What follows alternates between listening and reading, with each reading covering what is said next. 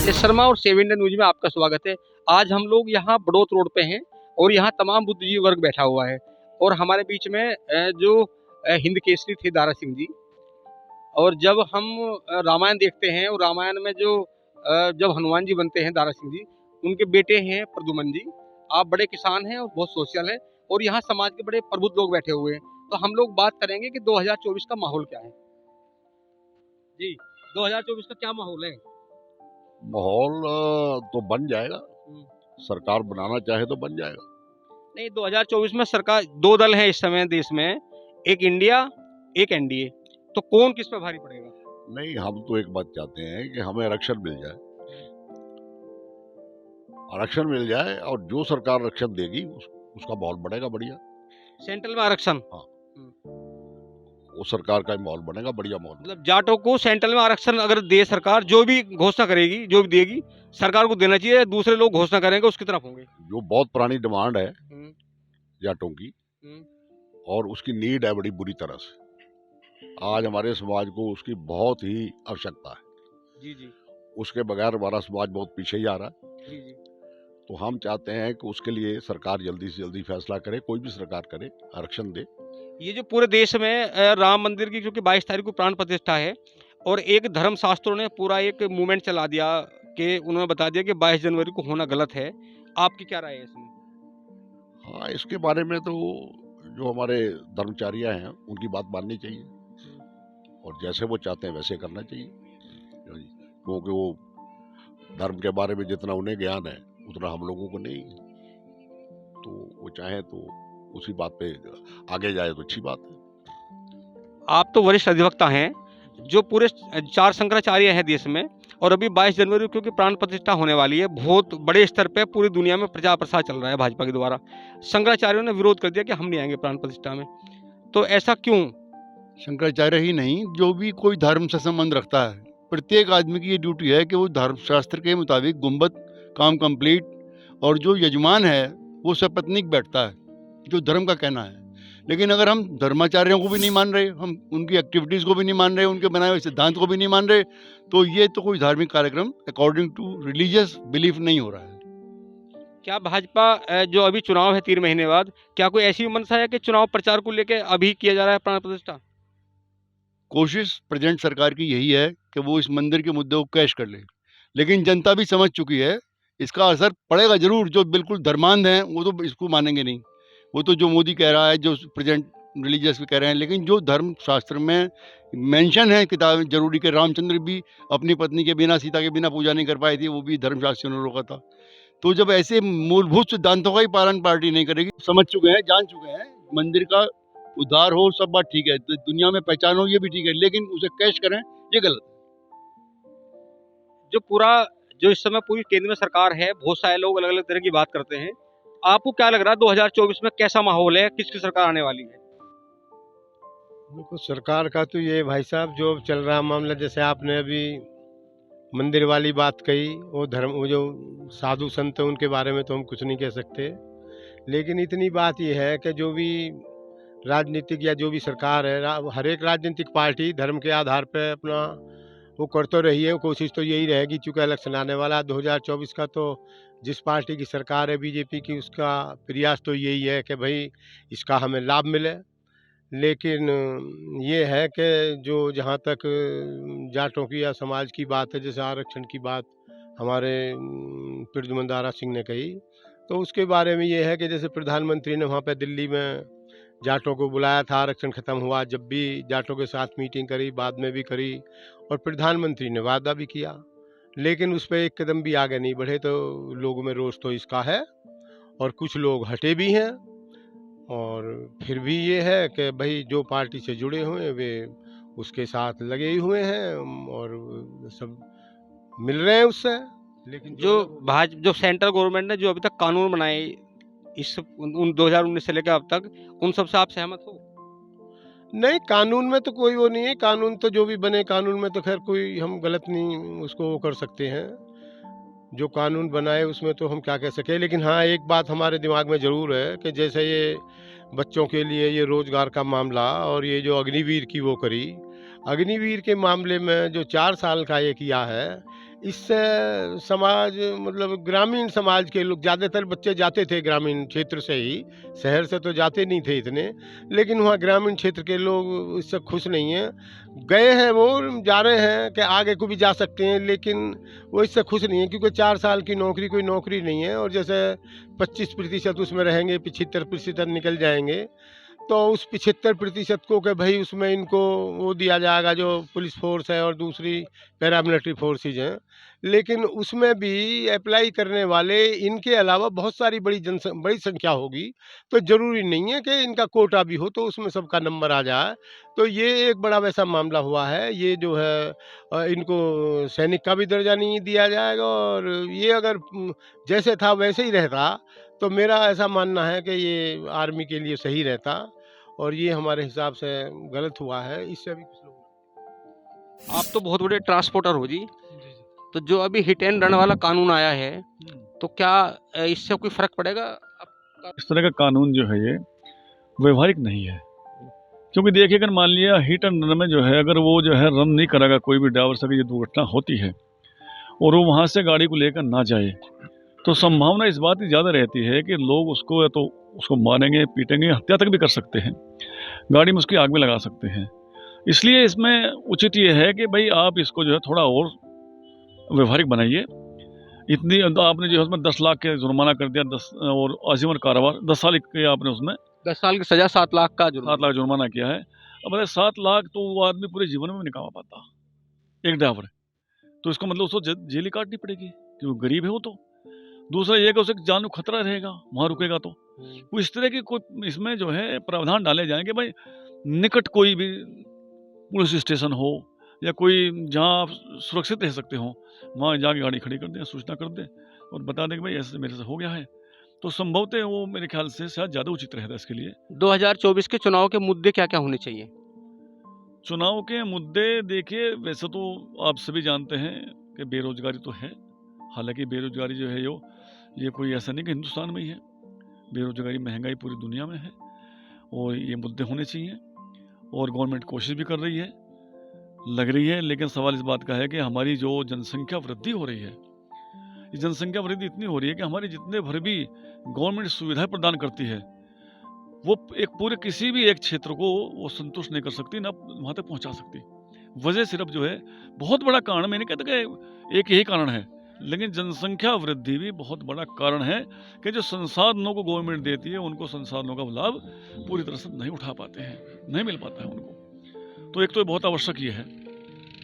दूसरा, गवर्नमेंट देखा होगा पिछले बार भाई साहब ने कहा जो अग्निवीर वाला मामला था, ये वास्तव में अग्निवीर का जो है कि इनका जो है कि आदेश है, एक कानून बनाया इन्होंने, ये भी कुछ इस तरह का है जो फायदा पहुंचाने वाले की वजह नुकसान पहुंचाएगा उन लोगों को, जो लोग खासतौर से किसान के बच्चे जाते हैं वहाँ। जी जी जी। जो बच्चे 5-5, 6-6 साल तक जो भाग दौड़ करके, मेहनत करके, पसीना बहा करके वहाँ तक पहुँचते हैं और 4 साल 5 साल बाद वो फिर वापस आए लौट करके। शैलेंद्र जी, आप तो भाजपा में हैं, तो क्या आप संतुष्ट हैं किसानों महंगाई से, बेरोजगारी से? किसानों के बहुत सारे मुद्दे हैं। 60,000 तो अब तो 60,000 पुलिस की वैकेंसी निकाली है। और दूसरी विकास की बात है तो ये देखो, यहाँ से दिल्ली पहुँचने में कितना समय लगता था। ये 60,000 वैकेंसी कितने साल में निकली? 2017 के बाद भी निकाली है। 2017 में बहुत सारे ऐसे स्टूडेंट भी होंगे, बहुत सारे नौजवान होंगे जिनकी उम्र निकल गई। इनमें 2 साल तो उसमें चले गए कोविड में। आप संतुष्ट हैं बीजेपी से? हाँ, बिल्कुल संतुष्ट हूँ। जो किसानों के 3 कानून बने थे उनसे संतुष्ट हो? हाँ, कुछ हद तक संतुष्ट है। अभी मुझे लग रहा है कि शुगर मिल जो चालू हुए हैं, मुझे लगता है कि 2 महीने के आसपास हो गए, रेट तो डिक्लेयर करा नहीं, और हमें लग रहा है कि 2022 से अभी तक कोई डिक्लेयर नहीं, सॉरी 2020 से कोई अभी रेट बढ़ा नहीं। मंथन चल रहा है, जल्दी आपको सब सूचना मिलेगी, किसानों को खुशखबरी मिलेगी किसानों के बारे में। 2024 में क्या क्या मुद्दे होंगे? बेरोजगारी, अग्निवीर, और जो सड़कों पे पहले इन्होंने व्यवस्था थोड़ी सी कानून व्यवस्था ठीक हो गई थी, लेकिन वर्तमान में आप देख लो अखबार के 2 पेज क्राइम से भरे हुए हैं। कहते हैं हमने क्राइम खत्म कर दिया, लेकिन क्राइम कहीं खत्म ही नहीं हुआ।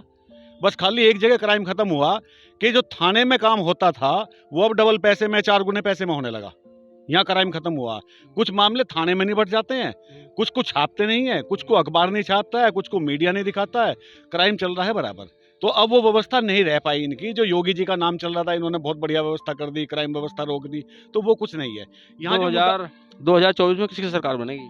2024 में किसी की संपूर्ण बहुमत की सरकार नहीं बनेगी, किसी की भी नहीं बनेगी, ना इंडिया गठबंधन की बनेगी और ना ही भाजपा की बनेगी। सब तोड़फोड़ होगी और ये इलेक्शन 2024 के बाद में 2027 में फिर रिपीट होंगे। सरकार किसकी बनेगी 2024 में? सरकार तो यार क्लियर है, तो भारतीय जनता पार्टी की सरकार बननी है, उसमें तो कोई बात ही नहीं है। विकास के नाम पर वोट मांग रहे हैं। अभी 4 स्टेटों में चुनाव हुए हैं, तो उसमें 3 स्टेटों में आपको पता ही चल गया। और जोन से अभी हमारे वकील साहब जो कह रहे हैं क्राइम के ऊपर, पहले हमारी बहू बेटी कहीं सड़क पर नहीं जा सकती थी, अब रात के 2 बजे भी आप कहीं निकल जाओ, तो जनता को इसका लाभ। शैलेंद्र जी कह रहे हैं कि सरकार तो 2024 में बननी है, कानून नियंत्रण में है, सही कह अपराध। वो अपने हिसाब से सही कह रहे हैं। हमारी बहू बेटी पहले निकल जाती थी बाहर, आप देख लो 1 महीने में एक इतना बड़ा बलात्कार इस देश में हो रहा है। 1 महीने में एक बहुत बड़े वाला बलात्कार होता है इसमें, इस देश में, जो पहले कभी नहीं हुआ इस तरह का। अब मैं 10 गिनवा दूंगा अभी में, तो इस तरह का चल रहा कि तो कानून व्यवस्था की तो बात नहीं है। दूसरी चीज, एक चीज और है, किसान त्रस्त है, मजदूर त्रस्त है, युवा त्रस्त है, बेरोजगारी बढ़ती जा रही है। किसान की गन्ने के रेट कभी इतना टाइम लगा नहीं गन्ने के रेट डिक्लेयर होने में। आप किसी एक कर्मचारी को उठा के देख लो, उसका साल में 3 बार डीए बढ़ता है, कभी 2%, कभी 4%, 4, 4, 8, 2, 10% तो कंपलसरी कर्मचारी का वो बढ़ता है, महंगाई भत्ता। नहीं तो ये बात, महंगाई भत्ता बढ़ता है। किसान का महंगाई भत्ता क्यों नहीं बढ़ाते हर साल? उसे लागू क्यों नहीं करते कि हम 6 महीने में, 3 महीने में, 1 साल में जरूर महंगाई भत्ता बढ़ाएंगे, किसान की फसल का वाजिब दाम देंगे। मोदी जी ने डिक्लेयर करा था कि 1.5 गुने दाम मिलेंगे, 1.25 गुने भी नहीं हुए। कौन आपकी पार्टी कौन सी है? मैं राष्ट्रीय लोकदल का कार्यकर्ता हूँ। अभी अगर राम मंदिर की बात करें तो चाहे बहाना राम मंदिर का हो, वो लगातार अपने लोगों के बीच जा रहे हैं। मुझे नहीं लगता कि जो विपक्षी दल हैं ये लोग गांव-गांव के जा रहे हों कि प्रचार प्रसार कर रहे हैं। ये बात तो लोग समझ चुके हैं। मूर्ख नहीं है, ढोर डंगर नहीं रहते इस देश में, सब आदमी है, बुद्धिजीवी लोग रहते हैं। सब लोग धीरे धीरे समझते जा रहे हैं। जितना मंदिर में पैसा खर्च हुआ, टोटल आंकड़ा लगा लियो आप लोग चैनल से हैं, पत्रकार भी हैं, और जो भी लोग मेरी इस बात को सुनेंगे वो इस बात का आंकड़ा लगाए। जितना पैसा राम मंदिर में खर्च हुआ बनाने में, कंस्ट्रक्शन में, उससे इतना ही पैसा प्रचार में खर्च हो गया। क्या मतलब था प्रचार करने का? मंदिर पहले नहीं बने इस देश में, इस देश में मंदिर है नहीं, मंदिरों की कमी थी इस देश में। और दूसरी चीज, एक नई चीज आ रही है, कोई ना लिख रहा ना कोई बोल रहा, वहां एक भव्य मस्जिद भी बन रही है इस देश में। इतनी बड़ी कोई मस्जिद नहीं है जितनी बड़ी वहां उसके बराबर में मस्जिद बन रही, और जो सरकार बना रही उसके पत्ते नहीं खोल रही सरकार यूं क्यों नहीं कह रही कि हम मंदिर बना रहे, मस्जिद भी बना रहे? लेकिन नहीं, भावनात्मक वोट लेना चाहते हैं, बस खाली ये मंदिर के नाम पे वोट बटोरना चाहते हैं। ये आने वाले टाइम में पता लगेगा जो मस्जिद बन रही है उसमें क्या होगा। माहौल है 2024 का?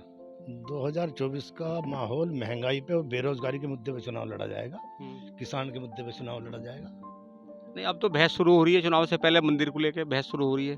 कुछ लोग कह रहे हैं मंदिर का वो जो है एक धार्मिक वो है, इन्होंने इसका राजनीतिकरण करने लग रहे हैं, जबकि ये राजनीतिकरण नहीं करना चाहिए। ये धर्माचार्यों का काम है, धर्माचार्यों को करने देना चाहिए। इन्हें अपना राज संभालना चाहिए। अब प्रधानमंत्री है, मंदिर से तुम्हारा क्या मतलब? शैलेंद्र जी कह रहे हैं कि भाजपा के शासन में अपराध एकदम गायब हो गया और विकास बहुत तेजी से हो रहा है। तो अमित शाह जी से खुद कहना चाह रहा हूँ, वे कह रहे हैं कि यूपी में हमारी बहन बेटी 12 बजे निकल के चल देती है। अमित शाह खुद सलवार पर सूट पहन के अगर निकल जाए तो मैं मान जाऊँ। सलवार सूट पहन के चलो ना 12 बजे, जब पता लगेगा इज्जत लूट रही क्या हो रहा, कहने से क्या हम। अनिल जी, तो आज हम लोग यहाँ थे क्योंकि सबके अपने अपने विचार थे और बुद्धिजीवी लोगों से हमने बातचीत की। उसमें 2024 के 2024 के लोकसभा चुनाव में कौन कौन से मुद्दे होंगे, किस पर चुनाव लड़ा जाएगा, और जो अब राम मंदिर का जो निर्माण हो रहा है इस पर सब लोगों ने अपनी अपनी राय रखी। और कुछ लोगों का कहना भी था कि जो धर्माचार्य है उनकी बात कहीं ना कहीं सही है और जो सही समय है जब मंदिर का निर्माण पूरा हो जाए तो तभी इनॉग्रेशन होना चाहिए। मैं 2024 के क्या क्या मुद्दे होंगे? देखो 2024 के जो मुद्दे हैं, एक तो ये बेरोजगारी का मुद्दा है, बेरोजगारी का बहुत बड़ा मुद्दा है, किसानों का मुद्दा है, किसानों जो है बहुत परेशान है सब कुछ को लेके, उसका मुद्दा है। दूसरा, जहाँ तक ये मंदिर की बात है, जो मंदिर की अगर आप बात कर रहे थे, अभी कुछ लोग यहाँ पे बोल रहे थे मंदिर के, मैं कल एक वेबसाइट इंटरनेट पे देख रहा था, फर्स्ट पेज पे जो है एक हमारे जो प्रधानमंत्री जी हैं उनका एक पूरे पे ऐड छपा हुआ था सारे अखबारों पे। कहाँ से इतना पैसा आ रहा, कहाँ से इतना पैसा आ रहा कि सारे अखबारों में, नेशनल अखबारों में उनका वो है। दूसरी बात, 22 जनवरी की छुट्टी कर दी, भाई जहाँ जो स्कूल है जिनको, वो भी तो मंदिर है भाई, वो शिक्षा के मंदिर है, उसी से देश चलना है। उस शिक्षा के मंदिर को आप 22 जनवरी में उसको बंद कर रहे हो, क्या संदेश देना चाहते हो? एक छोटे बच्चों को जो प्राइमरी के स्कूल है, सब स्कूल बंद रहेंगे, ऐसा क्यों? शिक्षा का मंदिर को बंद करके एक आप धार्मिक मंदिर को आप उद्घाटन करने जा रहे हो। मेरे समाज में ऐसा नहीं, ऐसा छुट्टी नहीं होनी चाहिए थी मेरे हिसाब से। और ये कहाँ, जहाँ तक काम है, ये काम आज जैसे मोदी जी इसका कर रहे हैं, मानो मंदिर का ही उद्घाटन कर रहे हैं। चलो ठीक है, हमने मान लिया कि मंदिर का उद्घाटन नहीं कर रहे, क्या आगे मैं ये पूछना चाहता हूँ आपके चैनल के माध्यम से, क्या वो किसी मस्जिद के उद्घाटन में जाएंगे? क्योंकि हमारा देश किसी एक धर्म का देश नहीं है। हमारे देश का जो संविधान लिखा हुआ है उसमें सब धर्म है, तो सब धर्म को अगर बराबर मानते हुए, क्या कल को मस्जिद, वहाँ पे वो एक मस्जिद का उद्घाटन होने जा रहा है, उसके आसपास ही, क्या वो उसका उद्घाटन करने जाएंगे? प्रधानमंत्री को जाना चाहिए। क्या वो कोई क्रिश्चियंस का कल को कोई बहुत बड़ा वो खुलता है, क्या वो जाएंगे? हमारे धर्म के हिसाब से तो जाना चाहिए। तो 2024 में दो दल हैं चुनाव के लिए, एक इंडिया है, दूसरा एनडीए है। तो आपको क्या लगता है कि 2024 में कौन जीतेगा, कौन हारेगा? देखो, अगर ये इंडिया वाले, अगर ये सही तरीके से उसमें इनका सीटों का बंटवारा हो जाता, आपस में समझ में बन जाता है, तो बहुत ही टाइट इलेक्शन रहेगा मेरे हिसाब से, बराबर बराबर का इलेक्शन होगा। अगर हाँ, ये इंडिया वाले नहीं कर पाए इस चीज़ को, तो फिर ये मुश्किल हो जाएगा। फिर ये कम से कम पर हाँ, पूरी मेजोरिटी तो मुझे नहीं लगती जी, मुझे नहीं लगता कि पूरी मेजोरिटी से ये जो है ये एनडीए आए। आज हम लोग सब लोगों से बातचीत कर रहे थे और सबसे अलग-अलग मुद्दे पे बहुत सारी बातचीत हुई। बहुत सारे मुद्दों पे बातचीत हुई। जहाँ तक राम मंदिर, भगवान राम के मंदिर की प्राण प्रतिष्ठा का मामला है, तो यहाँ जो बुद्धिजीवी वर्ग है, इन्होंने कहा कि शंकराचार्य ने जो सवाल उठाए हैं, उनके वाजिब सवाल हैं और मंदिर का निर्माण पूरा होने के बाद ही प्राण प्रतिष्ठा शुभ होती है। तो लगातार हम सब लोग, जो कि 2024 का क्या माहौल है, इसको लेकर लगातार बातचीत करते हैं और जो लोगों के विचार हैं, वो दर्शकों तक पहुँचाते हैं। नमस्कार, राजेश सर।